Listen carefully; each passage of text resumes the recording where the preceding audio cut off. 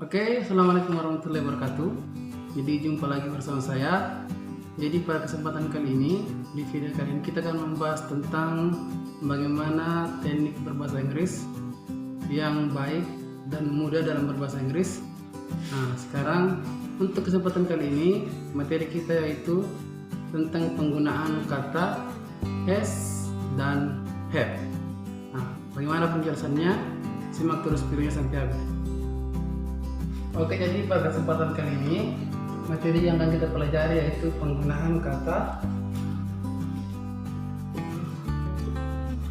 have dan kata has.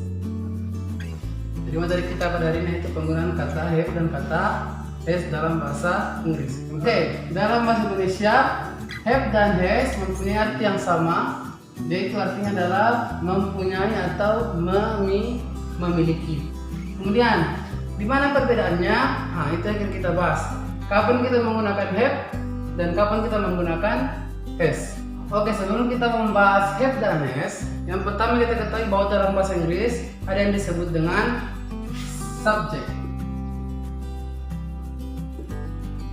Apa itu subject? Subjek adalah pelaku atau orang yang melakukan suatu kegiatan.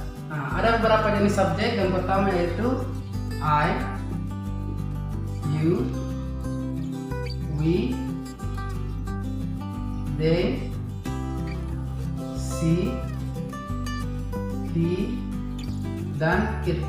Nah, I artinya adalah saya, you artinya adalah kamu, we artinya adalah kita atau kami, kemudian they artinya adalah mereka, she dia untuk perempuan, he dia untuk laki-laki, dan it itu biasa digunakan untuk benda. Nah, setelah kita mengetahui subjeknya, nah sekarang kita akan mudah untuk menerapkan have dan has pada kalimat. Kenapa? Karena penggunaan have dan has itu dipengaruhi oleh subjek. Maksudnya bagaimana? Jadi ketika kalimat tersebut menggunakan subjek berikut ini, I, you, we atau they, maka mereka menggunakan have. Nah, sedangkan ketika subjeknya she, he atau it, maka kalimatnya harus menggunakan has yang sama, yaitu mempunyai.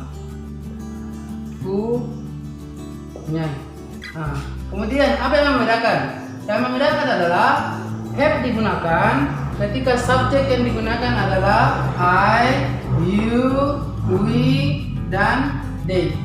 Kemudian kita menggunakan has ketika subjek yang digunakan adalah she, he, dan it. Nah, paham sampai sini? Nah, oke. Kita contohkan ke dalam bentuk kalimat. Have, yang pertama have. Contoh, I have many book. I have many book. Lihat, pada kalimat yang pertama kita menggunakan kata have. Nah, saya mempunyai banyak buku. Nah, kita menggunakan have karena subjek yang digunakan pada kalimat pertama yaitu I. Karena subjeknya I, maka kita menggunakan have pada kalimat yang ini. Jadi artinya adalah saya mempunyai banyak buku. Nah, paham? Oke, kita kalimat yang kedua. She has many cars. She has many cars. Dia mempunyai banyak mobil. Nah, lihat, pada kalimat yang kedua kita menggunakan kata has. Kenapa bukan have? Karena pada kalimat kedua subjek yang digunakan adalah she. Nah, sedangkan kita tahu bahwa she pasangannya adalah has. Nah, sedangkan kalimat yang pertama I pasangannya adalah have. Oke, gampang. Jadi kesimpulannya adalah ketika subjeknya I, you, we atau they, maka kalimat yang digunakan adalah have. Tapi ketika subjeknya adalah she, he, dan it, maka kata yang digunakan adalah has. Seperti yang tanda sebelumnya. Nah, kita lanjutkan yang selanjutnya. Contoh yang ketiga. Nah, we have a ball. Kami memiliki sebuah bola. Lihat, pada kalimat yang ketiga kita menggunakan kata have. Kenapa? Karena subjek yang digunakan pada kalimat ketiga adalah we. Jadi kami mempunyai sebuah bola. Kalimat yang keempat. Kalimat yang keempat, he has a bag. He has a bag. Artinya adalah dia mempunyai sebuah tas. Lihat, pada kalimat yang keempat kata yang digunakan adalah has. Kenapa? Karena subjek pada kalimat yang keempat adalah he atau dia laki-laki. Jadi he has a bag. Nah, oke? Sekira jelas. Dan lihat, benda pada keempat kata ini ada yang berbeda. Bedanya di mana? Lihat, ada yang menggunakan s, sedangkan ada yang tidak menggunakan s. Kenapa? Lihat sini. Kalimat yang pertama menggunakan s, kata bendanya menggunakan s karena bendanya itu banyak, atau dalam bahasa Inggris disebut dengan jamak. Dalam bahasa Inggris disebut dengan plural. Sedangkan kalimat ketiga dan kalimat keempat tidak menggunakan s karena bendanya cuma satu. Nah, atau tunggal. Dalam bahasa Inggris disebut dengan singular. Singular. Jadi itu yang membedakannya. Jadi banyak. Kemudian kata bendanya ditambahkan dengan menggunakan huruf s. Kenapa? Karena bendanya banyak. Sedangkan kalimat ketiga dan keempat tidak menggunakan s, tidak menggunakan tambahan s karena bendanya cuma satu. Nah, dalam bahasa Inggris benda yang jamak disebut dengan plural, kemudian benda yang tunggal atau satu disebut dengan singular. Oke, jadi berikut penjelasannya. Nah, sekira jelas ya. Jadi pelajaran menggunakan have dan has pada kegiatan sehari-hari itu gampang saja.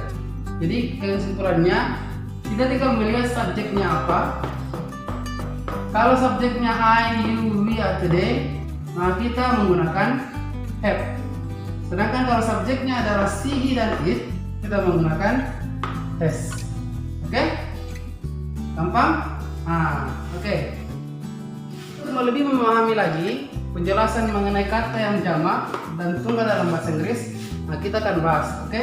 Yang pertama, kita tulis kata yang tunggal atau singular. Kemudian kita tulis kata yang jamak atau plural. Singular dan plural. Tunggal dan jamak. Oke, kita ambil contoh sebuah kata. Kata yang pertama, contoh kita ambil kata book. Book dalam bahasa Indonesia artinya adalah buku. Kita tulis di sini book. Nah, sekarang perhatikan. Kalau bukunya cuma satu, kita pakai yang ini, book.